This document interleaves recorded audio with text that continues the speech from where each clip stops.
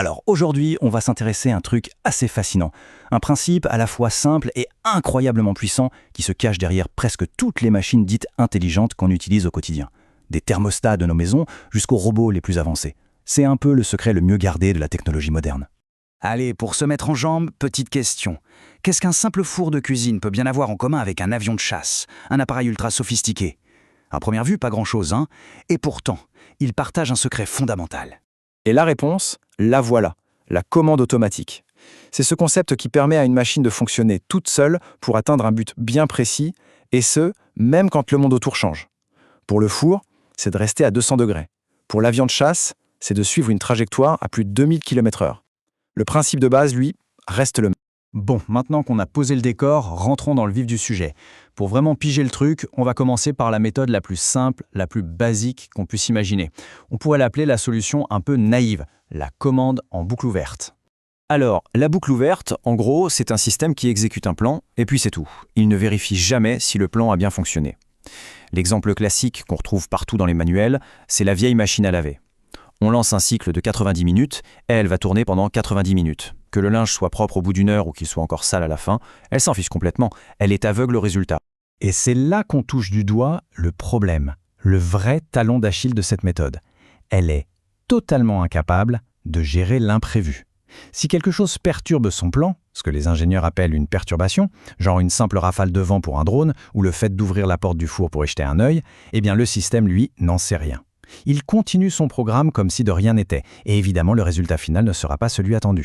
Du coup, la question qui se pose est évidente. Comment on fait pour fabriquer un système qui ne soit plus aveugle? Un système qui puisse, en quelque sorte, voir ce qui se passe et corriger sa propre trajectoire en temps réel. Bref, comment on le rend intelligent? Et c'est là qu'intervient la solution.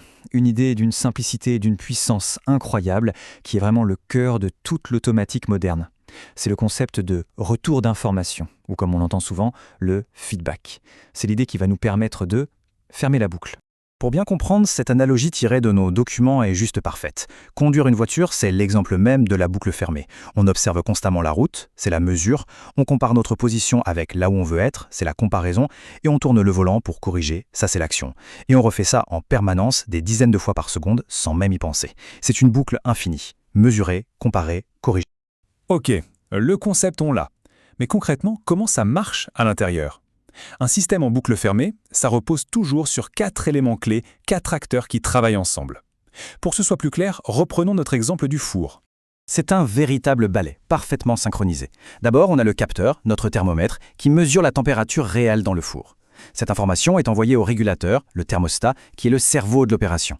Il compare la température mesurée à la consigne, disons 200 degrés, et il calcule l'erreur. Et enfin, en fonction de cette erreur, il donne un ordre à l'actionneur, ici la vanne de gaz, qui est le muscle du système. La vanne s'ouvre plus ou moins pour corriger la température. Et la boucle recommence.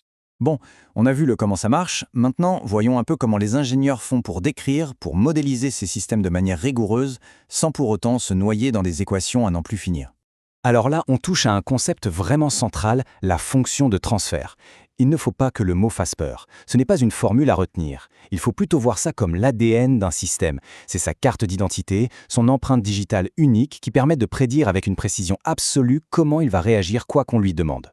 Et cette citation, elle résume parfaitement l'idée. La fonction de transfert, elle est propre à un système, et seulement à lui. Ça veut dire que si deux systèmes, même complètement différents en apparence, ont la même fonction de transfert, ils se comporteront exactement de la même manière. C'est un outil incroyablement puissant. Ok, c'est bien beau d'avoir un ADN, mais comment on le lit ? Comment les ingénieurs font-ils pour découvrir cette fameuse empreinte digitale ? Eh bien, ils ne démontent pas la machine. Ils lui posent des questions très simples, très standardisées, qu'on appelle des signaux-tests. Chaque signal, c'est comme poser une question différente pour révéler un trait de caractère du système. Le premier, l'échelon, c'est le plus simple. C'est comme si on appuyait d'un coup sur un interrupteur. On passe de 0 à 100 d'un seul coup. La question qu'on pose, c'est à quelle vitesse tu réagis ? Est-ce que tu es stable ? Est-ce que tu vas trop loin avant de te calmer ? Ensuite, il y a la rampe. Là, la commande augmente tout doucement, progressivement. On teste sa capacité à suivre une cible qui bouge. Et enfin, le test ultime, l'impulsion. C'est un coup de marteau bref et violent. C'est le test le plus riche en informations, celui qui révèle vraiment l'ADN le plus profond du système. Donc, pour résumer, si on devait ne retenir que l'essentiel, ce serait quoi ? Premièrement, que l'intelligence de la plupart de nos machines n'a rien de magique. c'est juste une simple boucle de rétroaction. Deuxièmement, que cette boucle repose sur le trio capteur, régulateur, actionneur. Troisièmement, que tout ce petit monde applique sans cesse le même mantra, mesurer, comparer, corriger. C'est ce qui leur permet de s'adapter. Et enfin, que tout ce comportement peut être résumé, encapsulé, dans une sorte d'ADN unique, la fameuse fonction de transfert. La prochaine fois que le régulateur de vitesse d'une voiture s'adaptera dans une montée ou que la climatisation ajustera sa puissance, on saura exactement ce qui se passe en coulisses. On saura qu'il y a cette fameuse boucle de rétroaction au travail. Alors maintenant que le schéma est clair, la vraie question n'est plus de savoir si on va la croiser, mais plutôt où. Où se cache la prochaine boucle de rétroaction? Dans l'algorithme qui choisit la prochaine vidéo à regarder? Dans les systèmes biologiques qui régulent la température de notre corps? La réponse est un peu partout.